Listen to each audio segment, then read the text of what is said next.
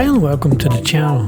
This is Planetarium 3 by Neon Egg. It has the form factor of a guitar pedal, but it is such a pretty box that I don't know if I wanted to place it on the floor. This is an effect processing unit containing a reverb, a delay, and a compressor.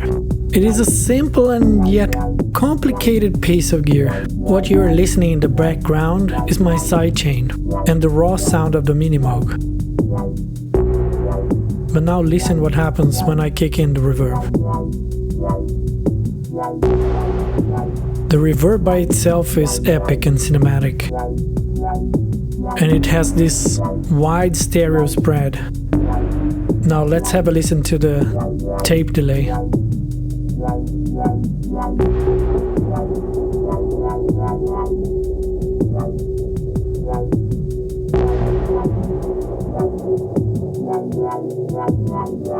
Since the beginning of the demo, the compressor is activated and I am using the synth drum and the synth patterns to actually sidechain the compression.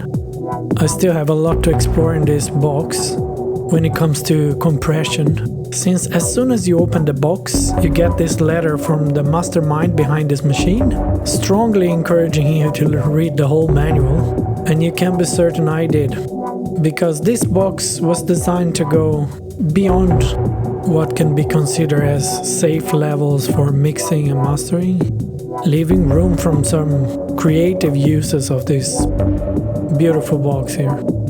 I am, for instance, adding a lot of feedback to the delay here, which according to its designer will go beyond the limit of the delay ships, which will cause saturation on the repetitions down the line.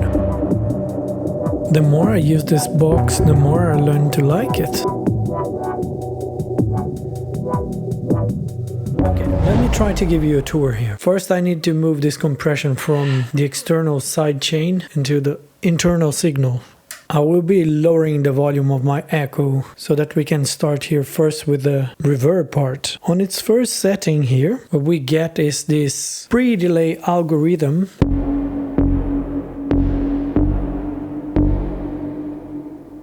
which gives you this widespread reverb.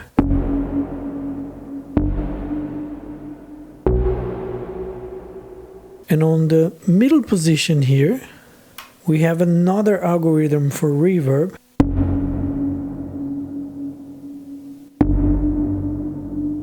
Which has a darker quality to it. Let's try to increase the size.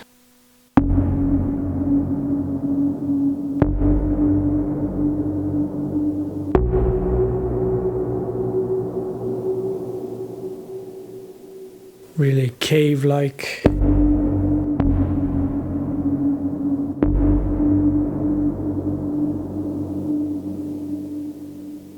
And on the far right,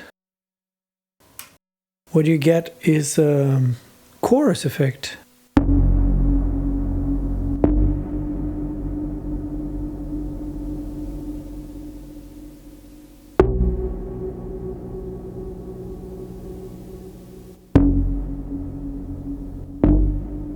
With a lot of reverberation.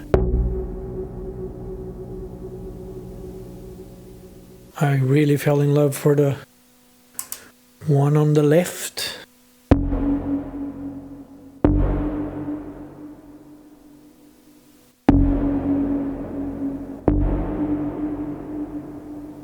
A lot of sweet spots to be found here. An interesting fact is that you have this input trim here, and this knob is used to control the gain that your instrument is coming into the effects chain here, because things can get pretty wild and clip before and also after all this echo going on. So you will always have a mix of changing the input gain here and also the compressor gain that can give you an end boost to your signal. Let me turn off the reverb now, so we can hear only the tape delay. Let's increase the delay volume here. So what I'm using now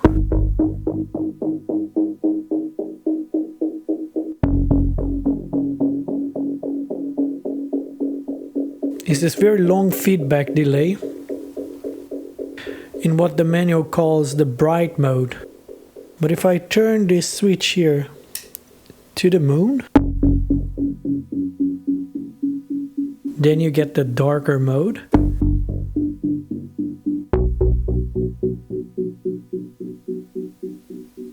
And on the down section here for the tape delay, you get all the modulation.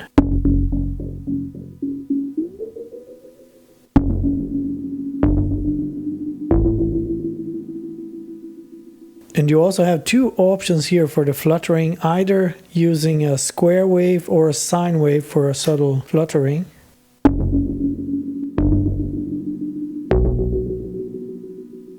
Let me diminish the time here. And now let's mess around with the fluttering.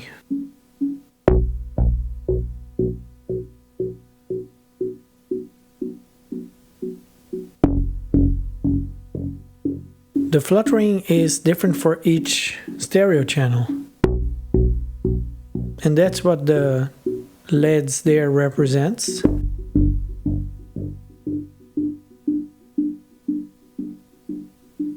And this switch here on the tapes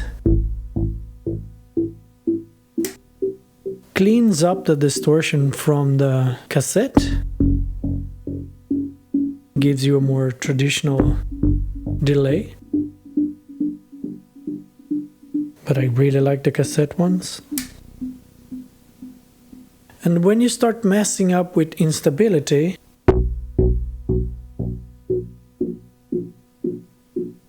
you can get a pretty drastic detuning of your sound.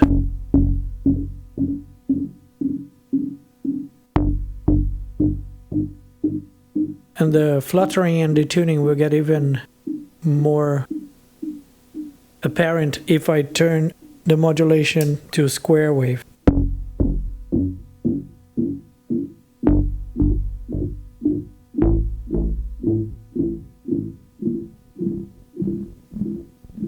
As you can see here, you can go to pretty extreme values.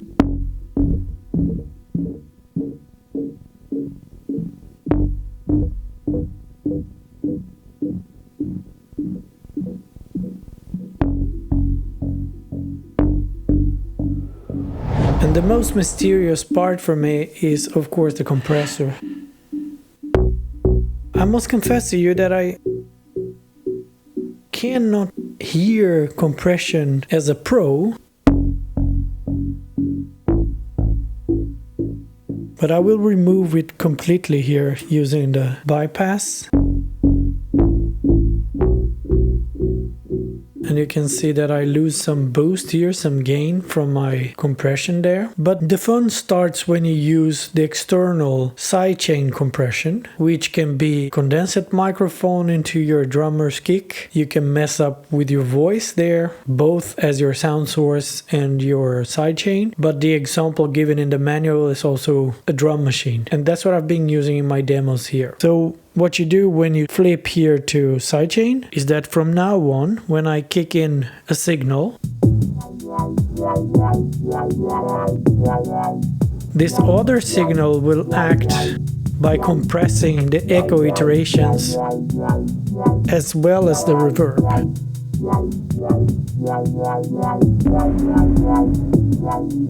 And this will allow the sidechain sounds to come through by compressing all the echo iterations and the reverb every time a strong signal comes in through the sidechain.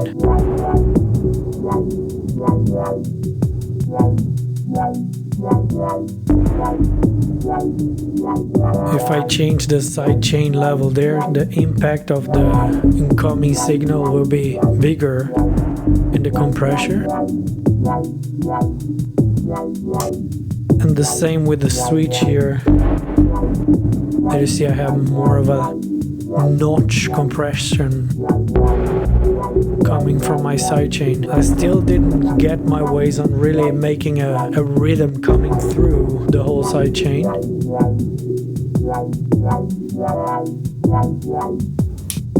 So I've been using it on the smoother levels.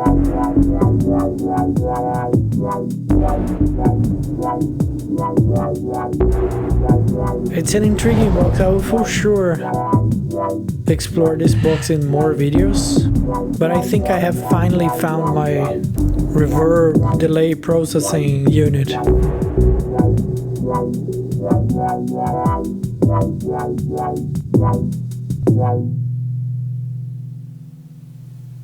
Another thing that attracts me a lot to this box is that this is a one-man company. A person that had an idea and make it come to life. So those are handmade. You have to put yourself in a queue and basically wait until the creator is able to manufacture with his own hands an effects unit for you. I'll see what I can come up with by playing with this machine. So stay tuned for more on Planetarium 3 with synthesizers coming up soon in the channel. As always, thanks for watching.